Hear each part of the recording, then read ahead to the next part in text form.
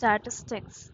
It's of two types, descriptive statistics and inferential statistics. Descriptive statistics, as the name suggests, is used to describe the data. Inferential statistics, on the other hand, is used to infer the data or draw conclusions from the data using the concept of probability. And another point to remember is that descriptive statistics can be performed on a population or a sample, whereas inferential statistics can only be performed on a sample kind of data. So, for example, if there are like marks of students, and if we just have to find what's the highest marks, what's the lowest marks obtained, then we can just find it using the data by sorting up the data. So that is describing the data. So you're describing the marks data and telling us what's the highest marks, what's the lowest marks. So that is descriptive statistics, whereas inferential statistics is used to infer the data. For example, if we have to find a range, or if we have to find the probability that more than half of the students have scored above average, then such things come under inferential statistics, where we have to draw conclusions from the data. Now, data can also be of two types. It can be unorganized or unstructured, or it can be organized or structured. Now, whenever it is unorganized or unstructured, like that of a YouTube comments, then we cannot perform anything on it. We cannot perform statistics on it. We cannot analyze it. Whereas statistics is performed, data analysis is performed on structured data or organized data. Now, data is organized in the form of a table for better, so that we can perform operations on it better. So tables consist of rows and columns. So this is a row, all of these horizontal ones are the row, all of the vertical ones are the columns. And these rows usually consist of cases, the columns consist of variables. So in each column, there's only one kind of data that we are gonna enter into the table. So that will be of one kind of variable, whereas a case will consist of data across various variables, across various data types. For example, let's look at the class data. So in a class data, if we have to organize it in the form of a table, let's say we want to organize the marks of the students in a particular test of a particular subject. Then first we put the serial number, we put the name of the student, we put the marks of the student, right? So this is a very simple kind of data. So each of this is a variable of a kind. So serial number is a variable which consists of only numbers. You can only insert numbers like 1 2 3 4 and so on. Name is a variable which accepts characters in the form of a string. Marks is something which will only have numbers and is a range. For example, the marks is only out of 100, then you can have marks from 0 to 100. So all of these are variables. Whereas if I have a case, then that's like a record in the table. For example, serial number 1 of a particular name ABC has scored marks 65 out of 100. Now this becomes the case. Now when we talk about this case, in this particular row, we can say that a particular person of serial number 1 has scored so and so marks out of 100. So this particular case will consist of data across the variables of various data types, right? Now again, when we talk about entries in a table, we can have 0 and we can have nil. Now these are two different entries. When there's nil, then that means the information is not available. We cannot really say whenever it's nil, we cannot consider this to be 0. Whereas 0 is a particular mark. That means that particular student hasn't really scored any marks in the subject, though he might have been present in that exam hall. Whereas nil says that that particular person was absent for the test. So these two are different kinds of variables. We must first understand the difference between 0 and nil, and that they are not the same. Next, when we come to variables, variables can be of two types. Variables can be categorical variables or numerical variables. Now, categorical variables, a simple way to remember is that of quality and quantity. So anything that is quantitative is a numerical variable. It's just numbers. Whereas anything that is qualitative, then that becomes categorical variables. For example, over here, names are categorical variables, and serial number and marks are numerical variables. So they keep varying, but they are like a quantity. Whereas over here in qualitative variables or categorical variables, they are like a particular category, right? They are like a label. They are like a name. So categorical and numerical variables. Again, numerical variables are classified into two types. They are classified into continuous variables and discrete variables. Discrete, which are just counts, whereas continuous, which is a measurement. For example, the weights of students in a class, so that's a measurement, that's in kgs, so that becomes a continuous variable. Or else even the heights of the students, let's say in centimeters or inches or feet or whatever it might be, or any other thing, but they should all be of the same units, right? All the data, for it to be uniform, it should be of the same units. So that is a continuous variables, which is measurement. You're measuring the heights of the students.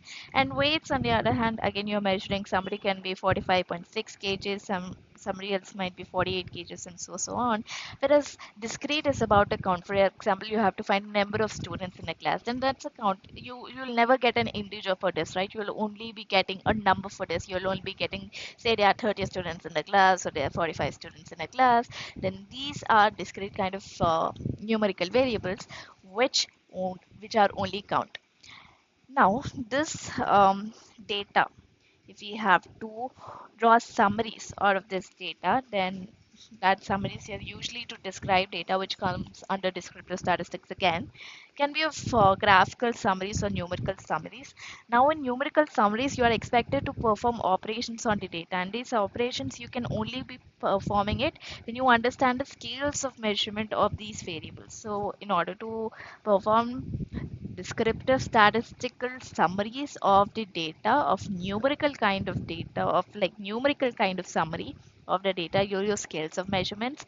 These are for the variables. You have both for categorical variables as well as for numerical variables. For categorical variables, you have two types of scales of measurement, nominal and ordinal.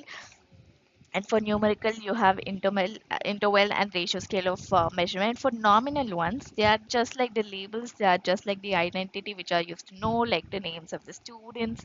They have no particular order. You cannot say this name is greater than that name, or that name is lesser than this name. So there's no particular order in which we can keep it. Whereas ordinal data is like an extension of this. Just we have to understand there's some order. For example, there's reviews. Then there's an order between excellent, good, bad, right? Good and bad is an order over here. So this order, as well as this category that we are using it to place it in that category, then that comes under ordinal scale of measurement under categorical variables. Now then when we come to numerical kind of variables, there's interval as well as ratio. Now one key difference is that in interval there's no absolute zero, and in ratio there is an absolute zero in this. And in interval we can only perform addition and subtraction, whereas in ratio you can perform addition, subtraction, multiplication as well as division. In fact, ratio also means division, right? And there's a true zero that applies. For example, let's take temperature. We have 0 degree Celsius, 0 degree Kelvin, they are both not the same. So there's no absolute zero that we are talking about in this situation. Whereas ratio, let's just say marks of students, then 0 marks means 0 marks, that is equal to 0 marks in one subject is equal to 0 marks in another subject, that is the same. That means 0 is 0. For example, if there is let's say 25 marks, somebody has got 25 marks out of 100, somebody had got 50 marks out of 100, and we can definitely say that somebody who got 50 marks out of 100 has performed twice as better as somebody who got 25 marks, right? So over here we are taking ratio between 50 and 25 and saying it is 2, and then we are using this ratio to draw summary, descriptive summary out of the data. So that is why this is under the ratio scale of measurement, and the other one where there's no absolute zero is under the interval scale of measurement, where we cannot really say that 25 degrees Celsius is twice as hot as 50 degrees Fahrenheit. So basically these includes the one where there are different kinds of units which are interconvertible. Yeah, so this was about scales of measurement. We have seen about statistics, the different types of statistics, and about data, about unorganized, organized data, about organizing it in a table, understanding rows and columns as cases and variables respectively, going into variables to find the different types of variables as categorical and numerical, and again finding an extension to numerical kind of variables to get continuous and discrete. There's also time series and cross-sectional data. So time series is something like a data. Okay, this is in types of data, not in terms of numerical variables. But time series data is the data which is collected over time. For example, in a day, if I have to see the range of temperatures that are recorded in a day, then let's say we have different times over here on the x-axis, right?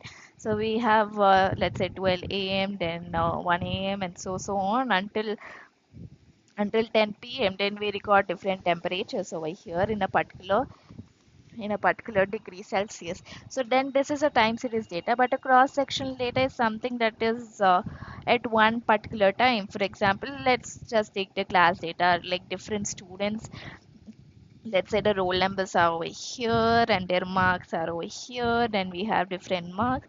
So this is at a particular time, right? There's nothing like we are involving a time variable over here. Just like there's a class, there's a particular situation, and we are asking you to graph about that particular data. So this is a cross-sectional data where there's nothing that happens over time, where we are not collecting data which changes over time, or we are not showing the variation of the data over time. So that is cross-sectional data. If we are showing the variation of the data over time across time intervals, then that is a time series data.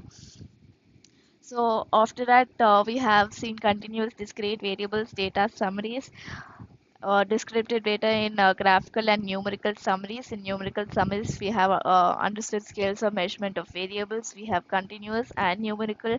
In numerical, we have interval and ratio scale of measurement. Sorry, this is categorical one, categorical variable. So categorical variable, we again have nominal and ordinary. And then that's all that we have seen today.